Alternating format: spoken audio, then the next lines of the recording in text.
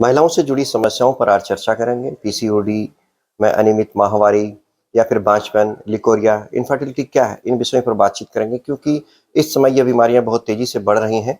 और बातचीत करने के लिए आज हमारे बीच उपस्थित हैं हल्द्वानी संजीवनी अस्पताल की वरिष्ठ गायनेकोलॉजिस्ट डॉक्टर अदिति अरोड़ा जी। मैं बातचीत करने के लिए आपका स्वागत करता नमस्कार। हूँ। नमस्कार।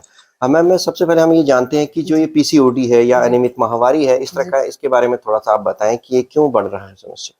आज हम देखेंगे कि बच्चे छोटे-छोटे 11वीं-12वीं से ही बच्चों पे पढ़ाई का, काम का, जी। सिलेक्शन का इतना प्रेशर हो जाता है, पढ़ाई करो, सिलेक्शन नहीं होगा तो ये होगा, वो होगा, कि बच्चे ना चाहते हुए भी इतनी ज़्यादा अनलिमिटेड स्ट्रेस में होते हैं कि मैंने ये करा तो ये हो जाएगा। मतलब अनियमित माहवारी ये बहुत पहले जो करीब 22, 23, 25 साल से ऊपर की औरतों में होता था। आजकल छोटी-छोटी बच्चियों में ये दिक्कत होने लग गई है।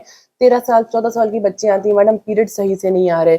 18 साल में आती है, पीरियड सही से नहीं आ रहे, रुक-रुक के आ रहे हैं। कारण 2-3 चीज़ें होती हैं। कुछ लड़कियों में ऐसा होता है, ज़्यादातर जब पीरियड शुरू होते हैं, तो वो अनियमित रूप से शुरू होते हैं, पर वो बाद में नियमित हो जाते हैं हो जाते ज़्यादातर हैं। में। जो ज़्यादा कॉमन देखा गया है, जिसे हम बोलते हैं पीसीओडी, पॉलीसिस्टिक ओवरी, जो कई अल्ट्रासाउंड सोनोग्राफी में पता चलता है।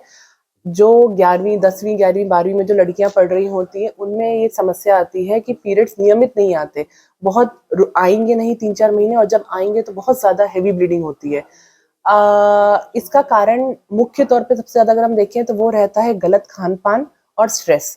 जी। दोनों ही चीज़ें जो कि अफ़ेक्ट करती हैं पीरियड्स को। अगर स्ट्रेस ज़्यादा रहता है तो उससे पीरियड स्किप हो जाते हैं, मिस हो जाते हैं। ऐसे ही गलत खान-पान के कारण वज़न बढ़ता है। वज़न बढ़ता है तो उसके कारण शरीर में इंसुलिन जो होता है, इंसुलिन और ग्लूकोज़ का मेटाबॉलिज़्म खराब हो जाता है। बिल्कुल। जिस कारण से क्या होता है, मोटापा आता है शरीर में।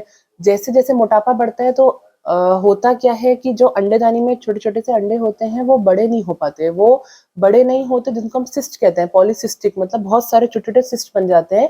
उनका कारण ये होता है कि मोटापा बढ़ने के कारण हमारा शरीर जो होता है रिस्पॉन्स नहीं कर पाता। जो हमारी अंडेदानी होती है, उनमें रिस्पॉन्स कम हो जाता है, इंसुलिन और इसके ग्लूकोज़ के मेटाबॉलिज़्म खराब होने के कारण। तो उसमें से क्या होता है, एक मेल हार्मोन होता है, उसको हम बोलते हैं एंड्रोजन, वो ज़्यादा निकलता है। इसीलिए छोटी-छोटी बच्चियों में देखने को मिलता है, पिंपल्स मुहासे हो रहे हैं, बाल आ रहे हैं, बाल झड़ते हैं, सिर के बाल झड़ते हैं। ये चीज़ें बहुत कॉमन देखी गई हैं। इसके जो आगे की समस्या, क्या इनफर्टिलिटी तक भी ये समस्या बिल्कुल, पहुँचती है? बिल्कुल, बिल्कुल, ये बहुत अच्छी और बिल्कुल सही चीज़ कही है आपने। जो ये दिक्कतें अभी जो होती हैं, उनको ज़्यादातर पेशेंट्स आते नहीं हैं। उन्हें लगता है ठीक है, चल रहा है, बच्चे का एग्ज़ाम है, थोड़ा बहुत पीरियड मिस हो सकता है, चलने जी। दो। सबसे बड़ी लापरवाही शुरुआत यहीं से होती है। जी। अभी जो ये लापरवाही, जो चलने दो चलता है, आगे जाके ऐसा होता है जब उनकी शादी होती है तो यही दिक्कतें चलती हैं, फिर उनको कंसीव करने में दिक्कत आती है, क्योंकि जब पीरियड सामान्य रूप से आएँगे नहीं, हर महीने-महीने नहीं आएँगे, तो फिर बच्चा कैसे लगेगा? तो सबसे पहले इसमें एडवाइस यही रहती है, कोई भी पेशेंट आएगा अनियमित, जिनके पीरियड्स आएँगे, बच्चे या जो भी, कि आप सबसे पहले आपका खान-पान सही करें। बाहर के मोमोज़, चाउमीन, पिज़्ज़ा अच्छे तो बहुत लगते हैं, पर ये उतने ही नुकसानदेह होते हैं। तो सबसे पहले इनका नुकसान ये होता है कि इनसे वज़न बढ़ता है, जो सबसे बड़ा घातक है। वज़न बढ़ने से आगे जाके बच्चों की बात हम छोड़ें, बड़ों में बात करें तो उनमें आगे जाके दिल की बीमारी का रिस्क, एथेरोस्क्लेरोसिस जिसको हम बोलते हैं, डायबिटीज़ और कई तरह की बीमारियाँ होने का रिस्क रहता है। सबसे बड़ी दिक्कत ये है। दूसरा स्ट्रेस, स्ट्रेस होती है। अब शरीर है, मशीन चलेगी, थोड़ा बहुत तो उसमें दिक्कत आएगी। मशीन में भी हमें तेल डालना ही पड़ता है। बिल्कुल। तो बस वही चीज़ है, शरीर है, काम रहेगा तो स्ट्रेस रहेगा। बिल्कुल। अगर स्ट्रेस नहीं रहेगा तो इंसान में काम करने का जज़्बा नहीं रहेगा, कुछ मन नहीं करेगा।